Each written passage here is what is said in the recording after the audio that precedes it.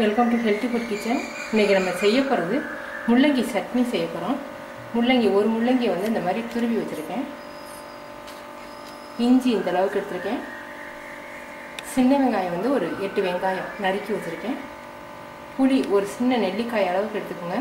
மிளகா வந்து 6 மிளகா எடுத்துருக்கேன். மல்லி கொஞ்சம், ஒரு சிட்டிகை பெருங்காயம், 1/2 ஸ்பூன் கடுகு, 2 ஸ்பூன் உளுந்தம்பருப்பு, 2 ஸ்பூன் ஆயில் ஊற்றிருக்கேன். உளுந்தம்பருப்பு,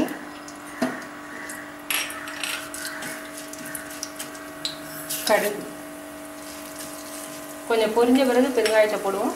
இப்பயே போட்டிங்கன்னா கருகி போயிடும். இப்போ ப்ரௌன் கலராக வந்துருக்கு உளுந்தம்பருப்பு. இப்போ பெருங்காயத்தை போடுவோம். மிளகா, இஞ்சியும் சின்ன வெங்காயம் சேர்த்துக்கோங்க.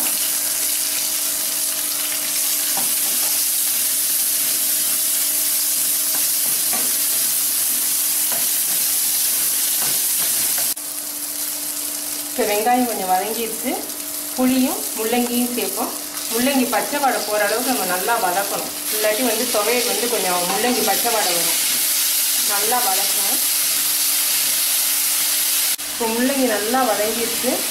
இப்போ நம்ம மல்லித்தழையை போடுவோம். இது வந்து இட்லிக்கும் தோசைக்கும் இந்த சட்னி ரொம்ப டேஸ்ட்டாக இருக்கும்.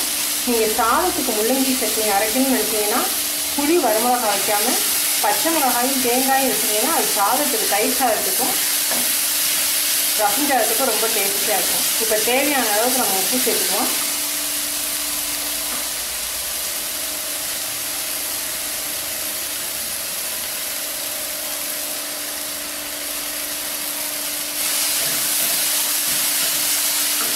கொஞ்சம் ஆறின பிறகு மிக்சியில் அரைப்போம். முள்ளங்கி சட்னி ரெடி ஆயிடுச்சுங்க.